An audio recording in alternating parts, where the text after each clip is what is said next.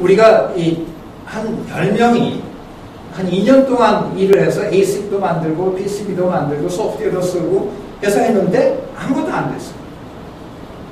정말 지금 돈으로 한 200만 불을 쓴 것 같은데 정말 미안도 하고 이 embarrassing도 하고 discourage 이 실망도 되고 그렇지만 여기서 아주 그 중요한 레슨들을 배웁니다. 이런 실패를 통해서. 그래서 2년 후에 아주 그 스펙타큘러 석세스를 하게 되는데요. 그래서 저는 이걸 통해서 이 스펙타큘러 석세스를 한 다음에 앉아서 생각을 해봤어요. 이게 성공하는데 제일 중요한 팩터가 뭐였나? 그랬더니 그 몇 년 전에 실패를 통해서 배운 교훈들이었어요. 이 실패의 경험이 없었더라면 이것도 실패했습니다. 그래서 저는 학생들한테 이렇게 얘기를 합니다. 실패 없는 성공은 없다. 실패 없이 큰 성공을 하려고 하지 마. 꼭 실패를 통해야지만 성공을 할 수가 있다. 그 다음에 이거는 이제 제가 병원에서 연구를 많이 했는데 초음파 진단기를 우연히 볼 수 있는 기회가 있었는데 뒤 안쪽을요. 이렇게 하드웨어 보드들이 많아요. 그래서 저는 그때 초음파 전문가가 아니었으니까 왜 하드웨어 보드들이 이렇게 많으냐 물어봤더니 그 엔지니어들이 이거는 뭐 A2D고 이거는 빈포민이고 이거는 뭐 얘기하더라고요. 그래서 왜 그러면 하드웨어로만 해야 되느냐 소프트웨어로 하면 될걸. 그래서 제가 이 회사들을 찾아갔어요. 소프트웨어로 초음파 진단기를 만들어보자. 그랬더니 전문 이 회사에 있는 사람들이 impossible, 안 된다. 자기는 해봤는데 안 되더라. 그래서 저는 된다고 믿고, 왜냐하면 그때 텍사스 인스트루먼트랑 그 멀티코어 칩을 만들고 있기 때문에 된다고 믿고 연어로 이제 생활을 시작을 했죠. 그래서 6년이 걸렸습니다. 90년에 시작을 해서 6년 후에 시먼스에서 이 프로그래머블 초음파가 나왔습니다.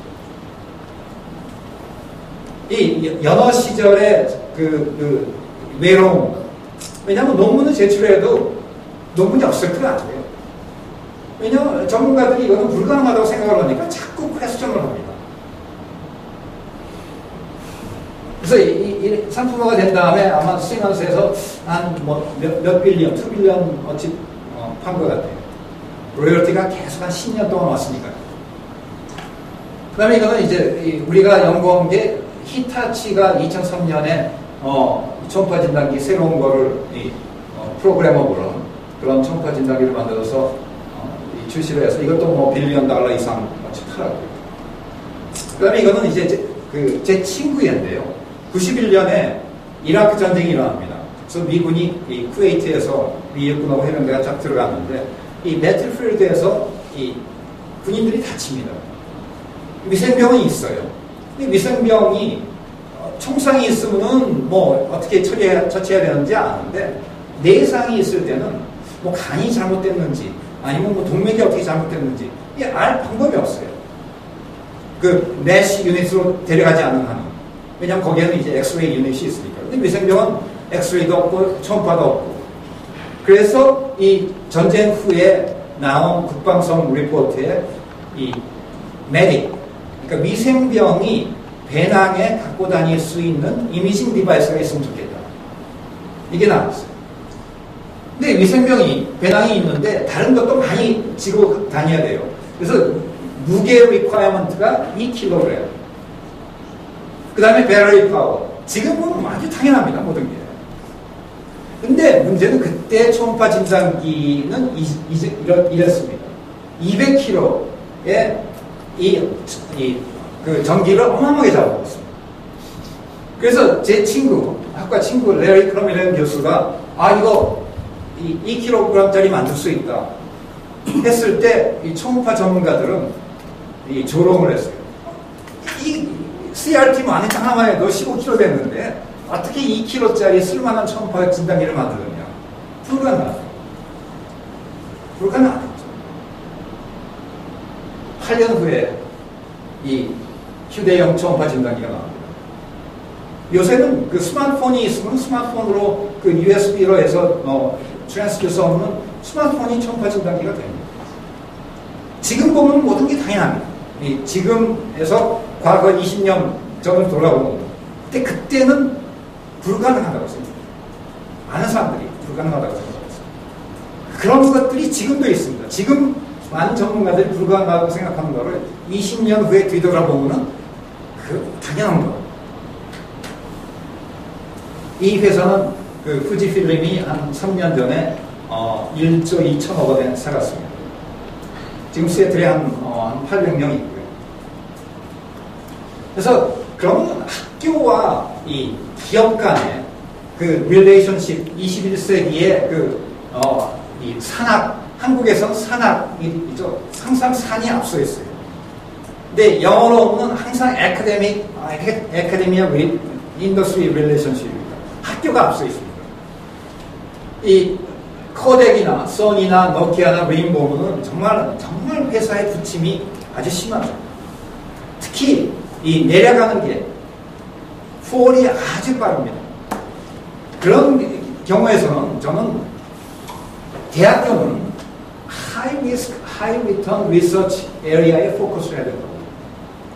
왜냐? 대학교에 갖고 있는 유일한 장점은 인더스트리 연구소에 비해서 크리에이티비티, 창의성과 혁신, 그 다음에 실패의 이 코스트가 대학교에서는 낮습니다. 대학교에서 실패를 해도 학생이 논문을 쓸 수가 있고 졸업을 할 수가 있습니다. 인더스트리에서 실패하면 $1 빌리언 미스테이크가 됩니다. 인더스트리에서는, 특히 빅 컴퍼니에서는 하이 리스크 프로젝트를 못합니다. 이런 경우, 그러니까 이런 특히 한국의 기업들이 이제는 이 리딩 기업이 돼야 되니까 이런 경우에서는 대학교는 정말 하이 리스크 하이 리턴 연구를 해야 된다고 봅니다. 근데 중요한 거는 교수님과 연구원들이 마켓을 알아야 됩니다.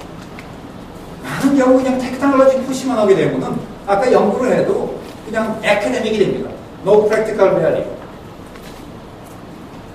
그래서 이런 하이 리스크 하이 리턴 연구는 많은 경우 실패합니다. 왜냐하면 하이 리스크니까. 그렇지만 성공했을 때의 결과는 이 disruptive technology가 나오고 breakthrough가 나오고.